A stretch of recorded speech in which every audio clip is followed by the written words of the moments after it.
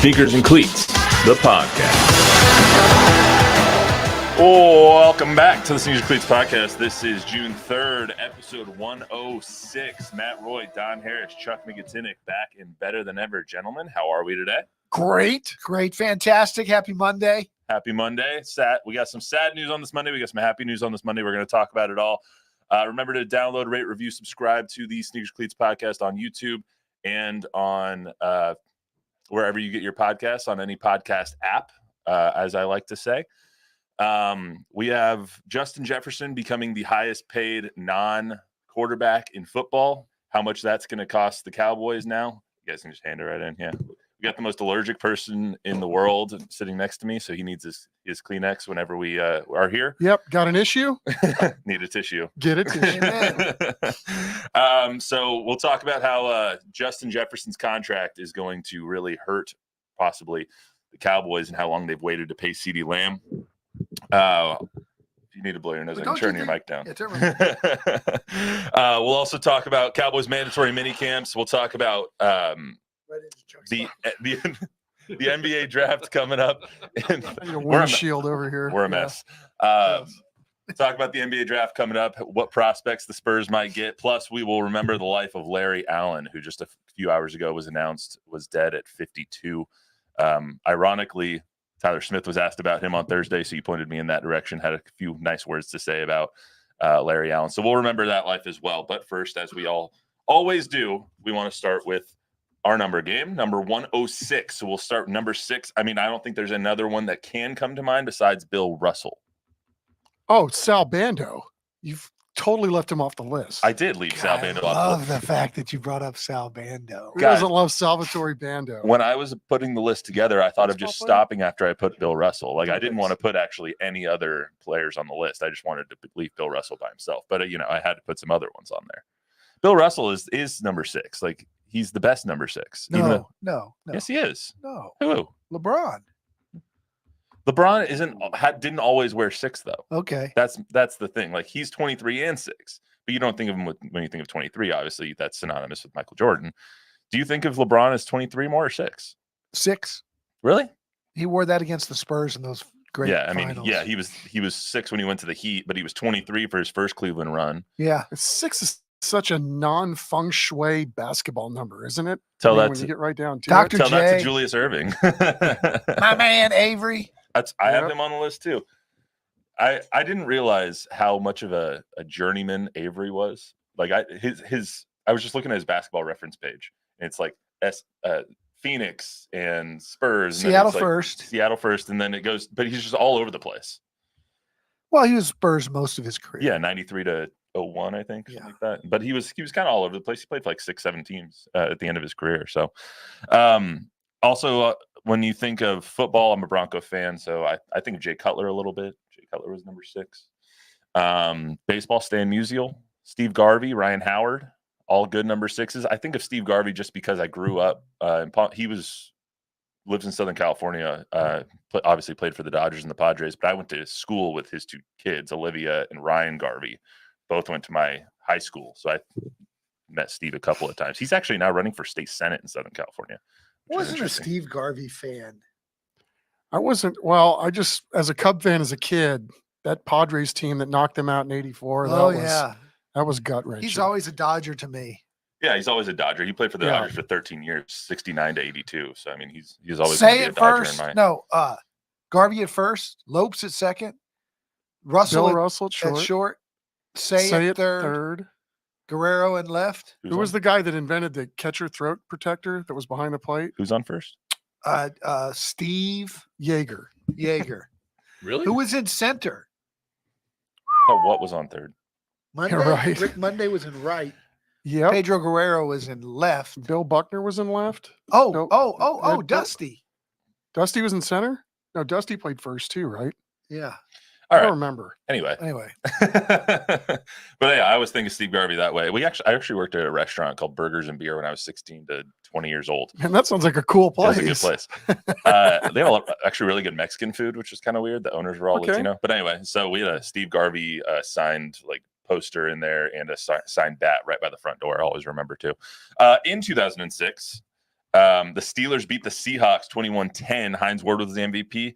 Rolling Stones were the halftime show, but more importantly, in 2006 was the Longhorns over USC 41-20 or 41-38. Sorry, Javier, as he wears his Trojans lanyard over there, punching up for us. That was potentially the greatest college football game of all time. It was the greatest sporting event I ever attended in person.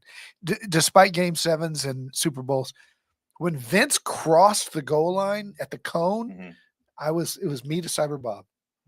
From me to Vince. I was actually looking at that the other day. I couldn't remember who told me that. I thought it was Jack who told me that, but it was you that told me that you were right there next to him. Me and Chancellor. Yeah, right I was looking for that because I was watching that play the other day because it was, I don't know why. Such a fluke. They allow you at the Rose Bowl. They say with 5 minutes to go in the game, the press box guys can go onto the field. Right. And there's the Rose Bowl is such a weird one level thing that you just walk down about 75 rows from the top. You don't go down an elevator. Yeah. So David Chancellor and I took us a long time to walk down there. We got to the field with about 3:30 left. And as soon as we went down the stairs, David goes, "You want to go left or go right?" And USC was going that way. I said, "Let's go right just in case I get the ball back."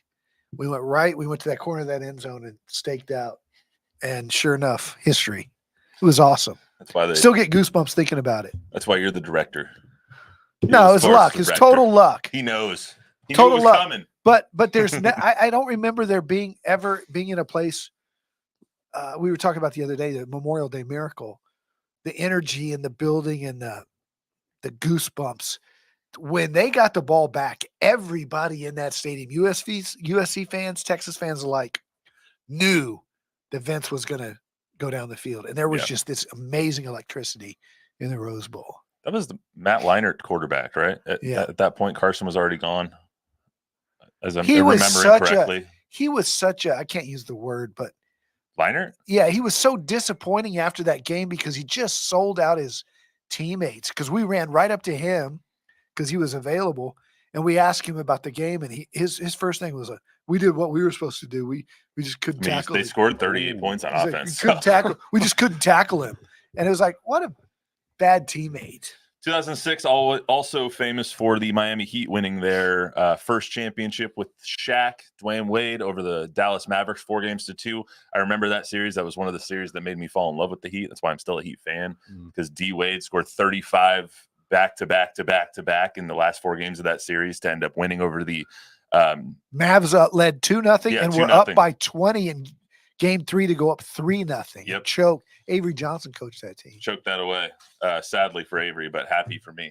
And then Kobe also scored 81 on January 22nd, 2006. Kobe goes for 81, the second most points in any game of all time, obviously only behind Wilt Chamberlain's 100 that he scored 62 years ago now. So let's get to some. Wait, Browns corner. Browns corner now? Right, Browns corner, yeah. Baker wore 6 for the Browns. Baker. Nice. And right now, one of my favorite players in the NFL, JOK, Jeremiah. Karma. Yeah, he wears 6. And does he wear 6 as a linebacker? Yeah, he changed his That's year ugly. into it. Yeah. That's ugly. I hate single digits for backers. That's like you might be the uniform czar, but I'm the number czar. Did we mention Dr. J? Yeah. Okay. He was up there. So Justin Jefferson, if you haven't paid attention today, Justin Jefferson signed a 4-year, $140 million contract to stay with the Minnesota Vikings today. He becomes the highest paid non-quarterback of all time in the NFL. And naturally, we look at things through blue and silver colored glasses here. And my immediate thought was Jerry Jones messed up again, because now they're going to be paying the Jefferson tax. You might not be wrong. I mean, you look at the numbers and they're almost identical with the production that's come from the two of them. I think of Justin Jefferson as a better player just because I think he makes the more flashy plays. He has the one-hander over that he had against the Bills, that he does the things that you're just like, what the hell is that? CeeDee is just so productive in this offense. He has all the numbers, and if you look at them side by side, he has a very good argument to be paid as much or more than Justin Jefferson does, even though I think Justin Jefferson's the best the best wide receiver in football. This is going to cost the Cowboys $35.25 million a year now, just because they wanted to wait till after Justin Jefferson's done. But didn't they know? Don't you think they thought this was what was coming? But that's the point. What the hell are you thinking? Like, this is coming. Did you think that CeeDee would have taken less earlier? I think that there's now a precedent. There wasn't a precedent before. I mean, I have all the contracts right here, but Jerry, what they had to beat before was AJ Brown's contract, which was $32 million a year. Now they have to beat $35 million a year. That's $3 million. That's Eric Kendricks. That's another good player on your team that you're not going to be able to sign now. But we don't know that CeeDee wasn't asking for 40. That's right. Or CeeDee was waiting for Justin Jefferson to set the market. I mean, these things are nuanced. And, I think Steven said it at a press conference a couple of weeks ago. If you don't think these agents are talking to each other, trying to set the market, then you're fooling yourself. I mean, that's the way the business is going. So, did they wait too long? I don't know, but maybe there was a reason why they waited too long, because they can't get a deal done. It takes two sides to do one. But the optics of all of it is basically you have the Eagles that have signed A.J. Brown and Devontae Smith this offseason. You have the Texans who have wrapped up Nico Collins. You have the Vikings now who've wrapped up Justin Jefferson. The Dolphins have wrapped up Jalen Waddle and looking to redo Tyreek Hill's contract. You have all of these people who are signing before is necessary. And now you have the Cowboys who are waiting until the absolute deadline to spur their action, and it doesn't make any sense financially. Well, it does when you look at the fact that the Vikings can pay Jefferson quarterback money because they're not paying the quarterback the money. Well, in the Cowboys situation, they're paying the quarterback money. So that's the yin and the yang, and the yin, the yang, and all of this. It's not apples and oranges. Everybody's dealing with a finite number of dollars, and the Vikings have a little more leeway to pay their superstar receiver because they're not paying the quarterback roughly the same amount of money. The Cowboys already have Dak under this huge contract. So, if you've got to get Micah in at some point, I mean, again, the timing of this for CeeDee is more difficult than it is for somebody like Justin Jefferson. I know we've thought about this before, and it's not an original thought, but is there a way the Cowboys can pay all three? Yes, but they're not going to sign anybody else. You'll have those three players, Trayvon Diggs and Zach Martin. Do you think nobody else on your roster? Do you think they want to? No. Do you think the Cowboys are okay with losing one of those big three? Yes. Or two? I think you have to be at this point because of how they've constructed this roster. Well, I mean, if you're putting everything on the wall, that's certainly one of the things that goes on the chalkboard, right? It's difficult because it's going to be hard to pay all three of those guys top tier money for their position. Is it impossible? And then again, if you do this, it's just what you said. If you give now CeeDee, Justin Jefferson money, then that means you can say goodbye to signing guys like Eric Kendricks or any of these other younger players that at some point are going to earn the right to get paid very, very well. All right. CeeDee certainly earned that right, but I'm just curious to see how it all plays out. And if he holds the Cowboys to Justin Jefferson money, we might be in for a prolonged situation. I think right CeeDee now, can make the argument that he's the best in the league at his position. I think you could as well. He can make that argument. And I think Micah can make the argument that he's the best in the league at his position. I don't think that Dak can make that argument. And that's maybe what Jerry's doing here. But what Dak can't do is maybe make the argument he's the best in football, but he can make the argument that he has all the leverage and he has them bent over a barrel. So he can command whatever he wants. And if he gets to free agency, he will get exactly whatever he wants and probably more. But looking at the top tier quarterbacks, edge rushers and receivers right now, $32 million a year was AJ Brown. It's now $35 million a year. That's going to be Justin Jefferson. Nick Bosa makes $34 million a year. Joe Burrow makes $55 million a year. You take all those and if you bump those up a little bit, that's about $130 million a year you're going to be paying to three players. You can't build a team around that. No. So you can. It's just very, very difficult. They're not going to do that. You paint yourself. Everybody else has to be rookie, second, third. Yeah, you paint yourself into such a bad box if you do that. So one of these players, it looks like to me, one of these players is going to have to go. And if it was me, it would be CeeDee. That's valid. You can't.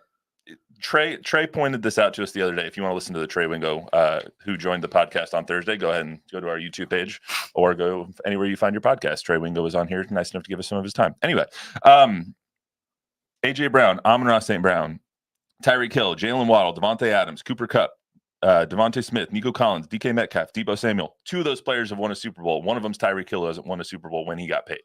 So it's like you can't build a roster around a receiver. Receivers don't win Super Bowls. Exactly. So paying CeeDee Lamb $35 million, which is probably going to be the going rate now, at least equaling Justin Jefferson's contract, seems out of the question to me. Well, to your point, I mean, all you have to do is look at the Green Bay Packers and how they did it with literally a collection of young, not established receivers. And although they weren't great at the beginning of the year, they were pretty darn good at the end. Again, this is a broader conversation for people in power, that they're having these conversations all the time. And you're right. It may come down to CeeDee or Micah and not both, but I just don't know where they stand in terms of, their global thinking on all this. And I mean, you guys are going to tell me I'm crazy, but I don't think it's out of the question to just, everybody says, oh, you can't win without one of the top tier quarterbacks. Tampa went just as far as the Cowboys did, or further last year, with Baker Mayfield on a 1-year, $6 million deal. You can find a way, right? They have Trey Lance on their roster, and it's still, the jury, I think, is still out on him. 100%. As high as that's 100% valid. I'll disagree with you guys on that one. I think Trey Lance is a bum. Well, I mean, the guy had the arm talent and the physical tools to be drafted in the top 5. Yes. So I think the jury's still out on him. The jury is still out, but he's not ready to play or take over a team. I think that you can pay either CeeDee or Dak. If you're going to pay CeeDee, I don't think you can afford to pay Dak $55 million because you're paying a top tier receiver $35 and you have so many other spots on your roster. I'd rather have CeeDee. If you're going to pay Dak, I don't think you need to pay a top tier receiver, because a top tier quarterback, which you would be paying him to be, is supposed to elevate those people around him. Just because is it chicken or the egg? Is Dak making CeeDee or CeeDee making Dak? I think it's a little bit of both at this point. But Dak has always had a top tier receiver on his roster. At Texas A&M, was it Johnny Manziel or was it Mike Evans? Exactly. Me and David Chancellor used to have that argument. Amari Cooper, but it was both. Amari, if we're being honest. Dez, CeeDee. He's always had a top tier receiver on his roster. Can he do this without one? We might have to find out sooner rather than later, because I don't think you just can't pay 35, 35, and 55 and have a decent roster around you. That's just not going to happen. So I think that's fair. But it goes to the larger point of nobody understands what the Cowboys are actually doing here with their roster. They know what they're doing. They're not telling anybody. They're just not telling anybody. Yeah, they know what they're doing. And again, some of this is, you take this year by year. You gave Dak the money, and Dak certainly earned the right to get paid like a top-tier quarterback. But now what do you do going forward? And for every dollar that Dak makes, that means it's somebody else that's not making it. And so you're going to have this push and pull literally every year. But that goes to an even further point of why not do the deals, create yourself the cap room? Because if you do the deal now with Dak, his cap number will lower from 55 million, which means you can help your roster now. It seems like what they're doing is they're being like, we've put all these void years onto all these contracts to try and lower cap numbers for the past 5 years, trying to win a Super Bowl. We didn't get our Super Bowl, and now we're going to pay the piper with no more void years. And we're just like, you know what? This is what our roster is. This might be the year that we have to reconstruct these deals and we have to reset our roster, in our cap. I think that's what they're doing. That's what it seems like, at least. And I think at the end of the day, they'd rather not, but I think at the end of the day, they're prepared to lose any of those guys. They're prepared to lose Micah if they had to. They're prepared to lose, not all of them, but they're prepared to lose one or two of these guys if that's what it comes down to. I think they're prepared to lose one of the offensive guys. I don't think they're ever going to let Mike walk out the door. Remember, though, there was those conspiracy theories this offseason about, were the Cowboys planning all that negative stuff about Micah in the offseason because, the culture stuff, and they're a little annoyed with his podcast and his mouth. And he's definitely got some things going on outside of football. He's got a career outside of football that he's cultivating currently. Yeah. And he's got a brand that he's working on, but why isn't he on the field?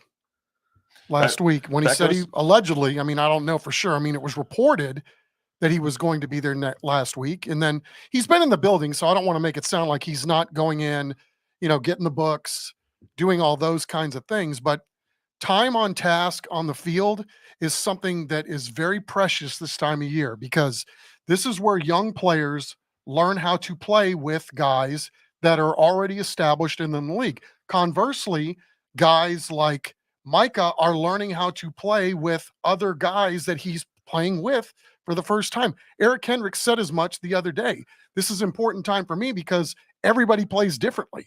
And so my time on the field with these guys for the first time is super important. So, I think Mike McCarthy kind of alluded to that publicly. It's just very, very odd if you want to be one of those guys that's paid the full. What are you doing that makes a team want to pay you the full if you're not doing these things now when you're 2 years away from having your contract redone? Or at least 1 year away, but for sure 2 years. This is why you're a professional, Chuck. That's a perfect segue into the next topic. Mandatory minicamps starting this week. Are Micah and CeeDee going to show up? And is it important that they do? You were there on Thursday. You talked to the guys in the locker room. You saw kind of, it looked like from afar, at least, that Mike McCarthy was not very pleased.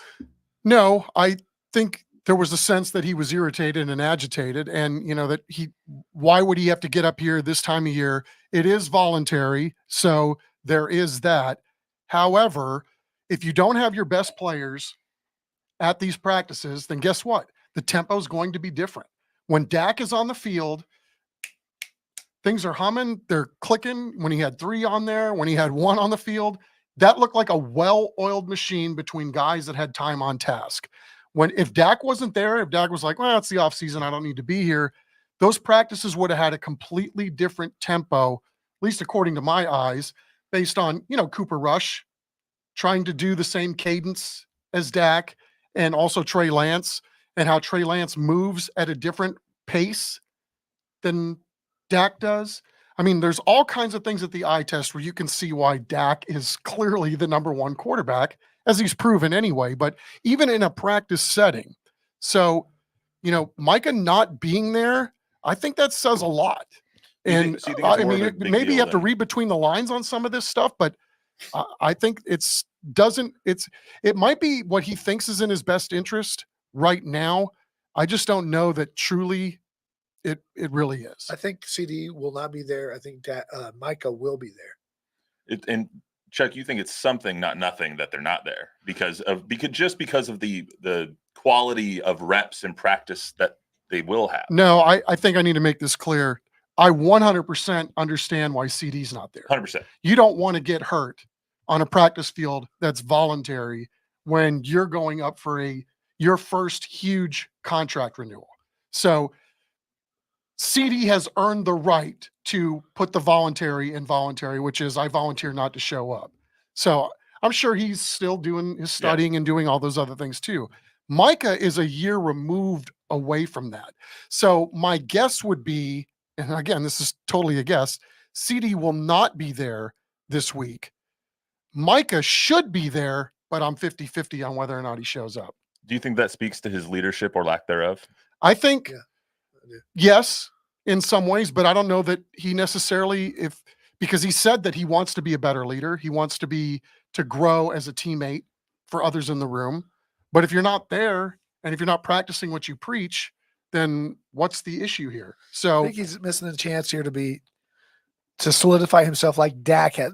Dak, if not our boy from Steele High School, Terrence Steele. Those are probably the 2 most well-respected players on the roster for their work ethic and for being there every single day. First one there, last one to leave. Micah's not that guy. If he was, I think that contract extension would come quite more easily. And I think he has the respect of his teammates because he's great.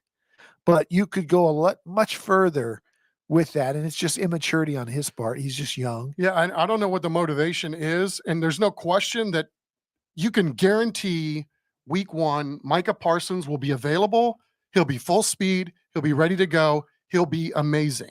But this time on the field right now is very, very important. Again, it's maybe not so much for Micah, it's the guys around him, especially the younger guys. That's just something he doesn't get yet because he's young. I mean, I find it hard to believe that DeMarcus Ware or DeMarcus Lawrence would have done that. You know, the two guys that are obviously well known for their work ethic, well known for the leader that they are on the defense. I find it very hard to believe that DeMarcus Ware of all people would have missed, and that's the mantle that Micah's carrying. He's got some knucklehead in him. There's no question. I think it's just I think he's a businessman and he's working his business, and so if it doesn't necessarily align 100%, the football side, we're being on the field, I should say.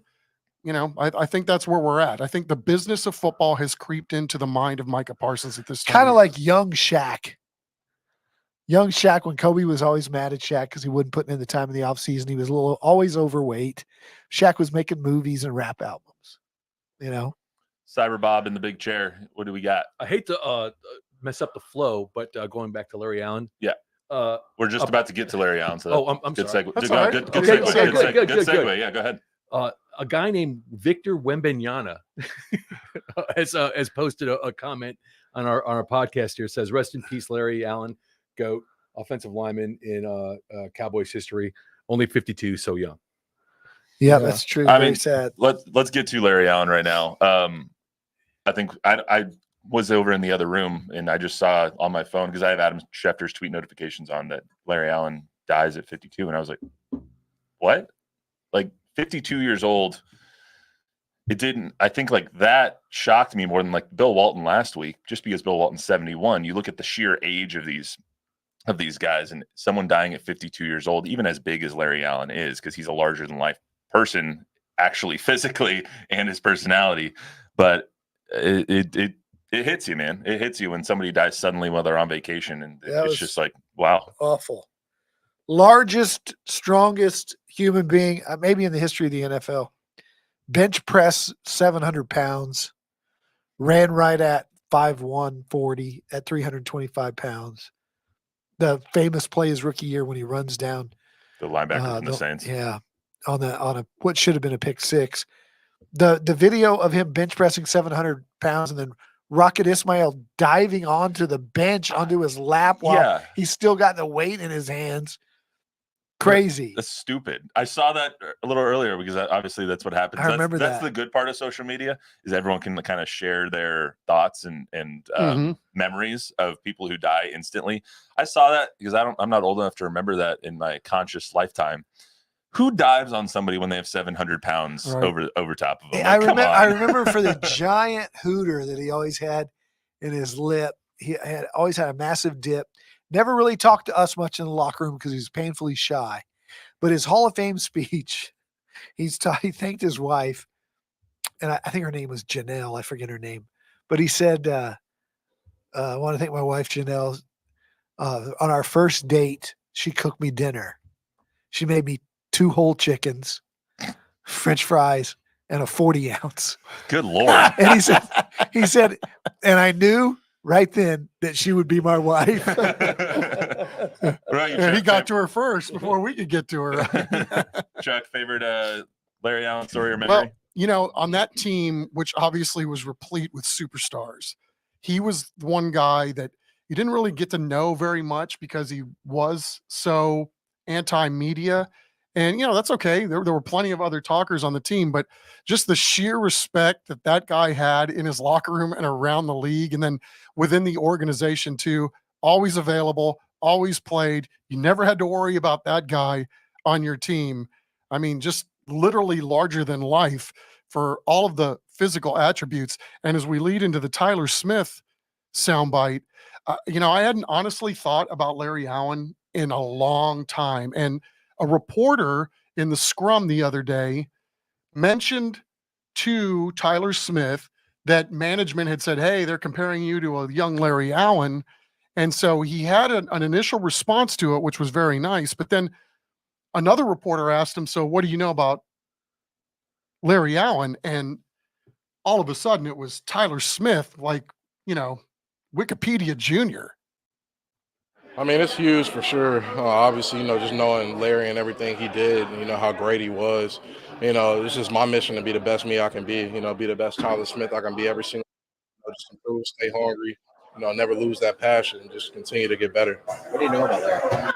Man, I know a little bit. Sonoma State. He almost died of meningitis when he was a kid. He's very tough. Bro, just a dog. I've seen the tape. Obviously, extremely athletic. Famous for the chase down block against the Saints. One of the best pulling guards probably to ever play in the NFL. Because not many people is doing people like that anymore. Wikipedia Junior. I checked. I mean, just like boom, boom, boom, Sonoma State. It's like, yeah, that's right. He did go to Sonoma State. I'm sitting there thinking, like, geez, don't try to trick Tyler Smith on something. He's going to let you know. But, just weird how sometimes worlds collide, and then all of a sudden, 3 days later, we're having this conversation and then airing that soundbite. I was thinking last night, I really didn't have a place for any of the Tyler Smith sound that we got over on Thursday. And I was thinking, what, I'm going to run that bite about Larry Allen and just, talk about how great a player Tyler is in his own right. And then now, we're going to be running that soundbite today for different reasons. in a different And context. here's the Which thing is about just Larry crazy. Allen. It's so creepy. You texted me that earlier and I was like, wow, that's a coincidence, but it's a sad coincidence. Larry Allen is not going to be remembered as one of the top 5 greatest Cowboys of all time, but he was, because you have Roger and you have Emmett and you have Drew and you have the triplets with Aikman and Irvin, and you have Bob Lilly and Randy White and all of these great Cowboys that are in the Hall of Fame already. And he is too. Who? Rod Woodson. Yeah. Cool. Darren Woodson. Darren Woodson. But statistically, Pro Bowl wise, the best to ever play his position. I mean, Roger Staubach wasn't the greatest to ever play his position, but he's the greatest Cowboy. Larry Allen was the greatest guard to ever play in the NFL. And his Pro Bowls and his pancakes, dirt blocks is what he called them, putting people in the dirt. The guy was as dominant a football player that has ever lived and is probably a top 5 Cowboy of all time. We forget it because of the position he played. Well said. Bob, any other ones for now? No, we're good. I think we're going to end on that instead. We're going to get to Spurs stuff on Thursday, and we'll get to more Cowboys stuff on Thursday as well. But I can't imagine ending it on a better note than talking about the great Larry Allen, dead way too soon at 52 years old. So rest in peace, and obviously thoughts and prayers go to his family. And hope, I don't even know if they're still on vacation, but the fact that he passed away on vacation really sucks. Yeah. That's all we got for you today on the Sneakers Cleats podcast on this Monday.